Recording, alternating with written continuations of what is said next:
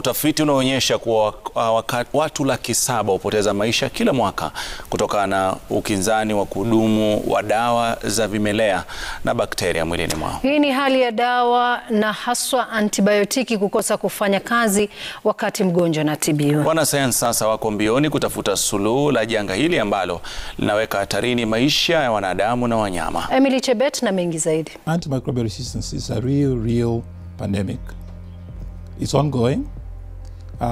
Unfortunately, not a lot of people realize. One of the reasons why we call antimicrobial resistance one of the biggest global threats is that we do see that a time will come when there will be no viable solutions.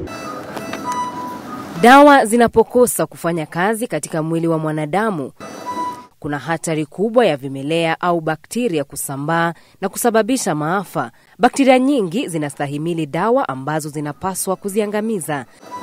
Na sasa madaktari wanasema idadi kubwa ya wagonjwa wanapoteza maisha kutokana na magonjwa ambayo hapo awali yangetibiwa kwa urahisi.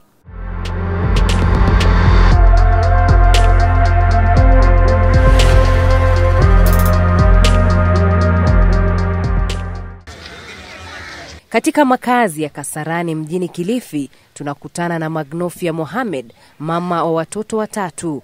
Mwanawe watatu Promise Lawrence ana umri wa mwaka 1 na miezi 10. Lakini uzani wake ni mdogo mno. Kwa kawaida mtoto wa umri wake anapaswa kuwa na kilo kati ya 8 na 11, lakini Promise ana kilo 5 pekee. Mama yake anasema mwanawe amekuwa akiugua mara kwa mara na kutumia dawa hasa antibayotiki kwa wingi. Wakati wenye alikuwa anagonjeka, anaumwa, ana mwili moto.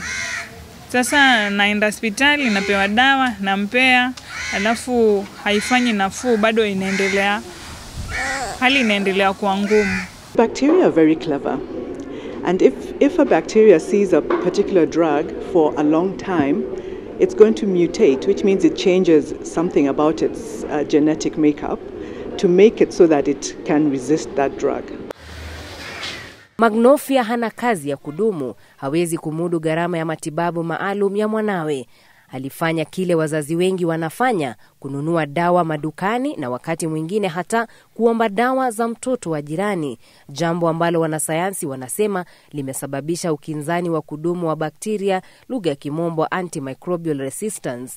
Dawa utapata za maumivu pale hospitali, alafu nusu utaambiwa ukanunue chemist. Mara nyingine sasa hauna pesa za kutosha, unanunua nusu ukipata tena utaenda kununua. When you don't have a lot of money, you look for cheap solutions.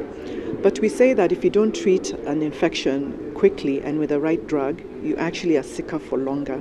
We go to hospital and we look at the patient, we look at the history, and by interrogating the patients, we can probably do what we call treatment using symptoms. Kulingana na utafiti uliofanywa na shirika la African Voices, ukosefu wa ujuzi wa AMR na matumizi ya antibayotiki umechochea matumizi mabaya ya dawa hizo.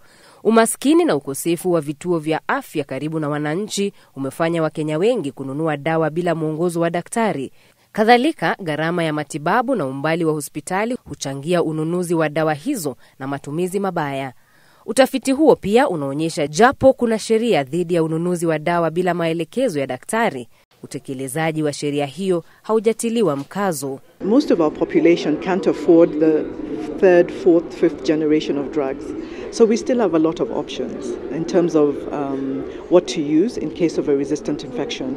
The downside is that many of them are not accessible or they're too expensive.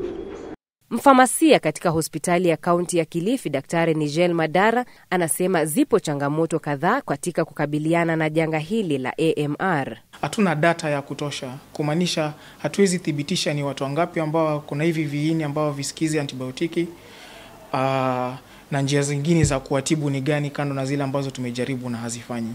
Kwa kauli moja, madaktari pamoja na wanafamasia wanasema ni heri kinga kuliko tiba. We introduce certain vaccines, like we have introduced the vaccine for malaria last month. We introduced another vaccine for cholera, another vaccine for typhoid fever. What those vaccines will do is to prevent disease, and therefore will not have the need to treat them.